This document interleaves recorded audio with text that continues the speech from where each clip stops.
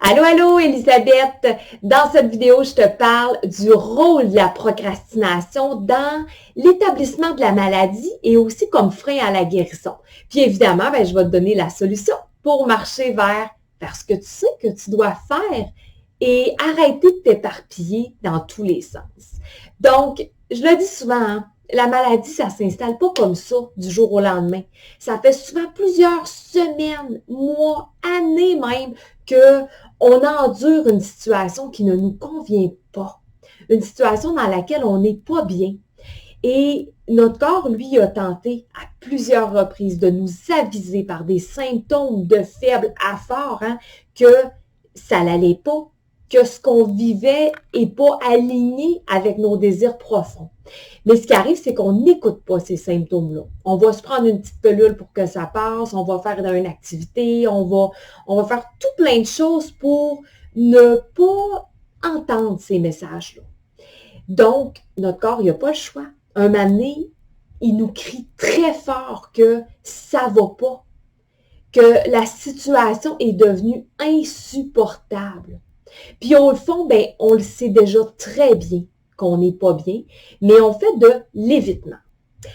En fait, c'est que on vit une situation la situation dans laquelle on n'est pas bien. Et on le sait très bien qu'on a le désir profond d'aller à B, notre objectif, la situation souhaitée. Le problème, c'est que A me cause de l'anxiété parce que je suis pas bien. Mais B m'en cause encore plus parce que B fait pas partie de mon monde connu, de ma zone de confort. Et le chemin pour partir de A vers B est parsemé de peur. Comment ça fonctionne? C'est que ton cerveau va mettre en place un mécanisme de protection qui s'appelle l'évitement ou la procrastination. Alors, on a l'axe de l'anxiété, je suis à l'envers puis ça mêle. On a l'axe de l'anxiété dans le temps. Donc, vu que je ne vais pas vers B, vers ce que je souhaite au plus profond de mon être et que j'endure la situation A qui ne me convient plus, mon anxiété monte. Alors là, le mental va nous faire dévier de notre objectif, mais il va nous faire poser une action qui nous donne l'impression d'avancer, l'impression d'être utile. Donc, notre anxiété va diminuer, va être soulagée. Mais elle va remonter de plus belle parce qu'au fond, on le sait qu'on ne fait pas ce qu'on doit faire.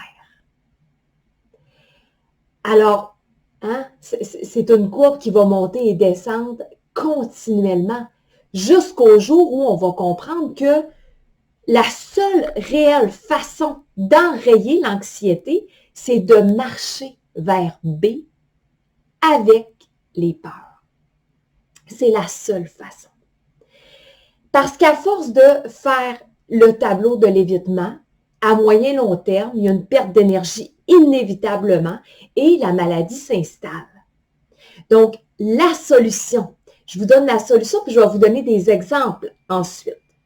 La solution pour marcher vers B avec les peurs et de diminuer l'anxiété d'une façon qui est durable, c'est d'avancer vers l'objectif avec les 4 P. Donc, le plus petit pas possible. Ça pourrait être la plus petite action possible, PPAP. Prends celui que tu veux. Mais l'important, c'est vraiment de décortiquer l'objectif en plus petits pas possible pour avancer vers B, mais avec les peurs. Et je te donne des exemples, OK? Si, par exemple, je sais pertinemment que j'ai un grand besoin de me reposer, de prendre soin de moi, et que j'évite en me garrochant dans les tâches ménagères. Je peux pas me reposer parce que le panier à linge déborde. Je peux pas me reposer, il y a plein de vaisselle, il y a des graines sur le plancher, les lits sont pas faits. Alouette. la première étape va être peut-être de me dire, ben, je vais rester 2 minutes devant mon panier à linge, à rien faire. Et là, je m'entends dire mon panier à linge. Hein? Ce n'est pas ton panier à linge. C'est le panier à linge. Parce que c'est fort à parier que le linge qu'il y a dedans, il ne t'appartient pas tout. Il y a plein de personnes à qui ça l'appartient. Donc, tu t'assis devant le panier à linge 2 minutes. Ensuite, tu pourras augmenter ce temps-là hein, pour être le plus longtemps possible devant le panier à linge sans que ça te dérange. Puis ensuite, bien évidemment, il va y avoir tout un questionnement à faire sur « Mais pourquoi je ne m'autorise pas de me reposer? Pourquoi j'ai enregistré que c'était pas bien de prendre soin de moi? Qu'est-ce que je crois à mon propos si je ne fais pas les tâches ménagères? Je suis une paresseuse, une bonne à rien? Est-ce que je crois que je suis une mauvaise mère si je le fais pas? Je suis une mauvaise femme? C'est quoi mon rôle de mère? L'exemple de mère que j'ai eu, est-ce qu'elle se reposait? Qu'est-ce que j'ai entendu à ce propos-là? Donc, tout un questionnement à amorcer pour aller encore plus en profondeur. Mais déjà, en partant, ben, avancer avec les 4 P va être essentiel. Si, par exemple, je sais pertinemment au plus profond de moi que j'ai le désir de créer mon entreprise de fabrication de bobettes, tiens, mais que les peurs sont tellement présentes que je me dévoue à mes enfants. Parce que comme ça, j'ai l'impression d'être utile. La première étape pourra être de lire sur le développement d'entreprise, sur être entrepreneur, sur c'est quoi que j'ai à faire pour aller jusqu'à l'enregistrement de mon entreprise.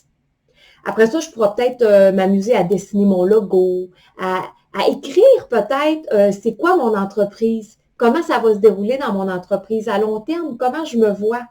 Donc, peut-être juste de mettre ça en une histoire et à ressentir comment je vais me sentir dans mon entreprise. Après ça, ben, je pourrai aller choisir mes tissus, mes couleurs. C'est quoi ma marque, mon branding?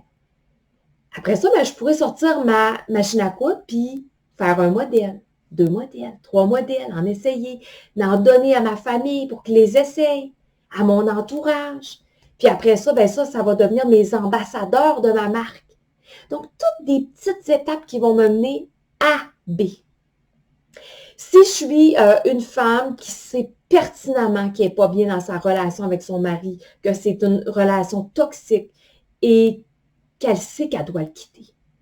Mais elle évite en dépensant, tiens, en s'achetant plein de choses. Puis comme ça, ben, ça lui donne l'impression d'être heureuse à un certain moment. Hein?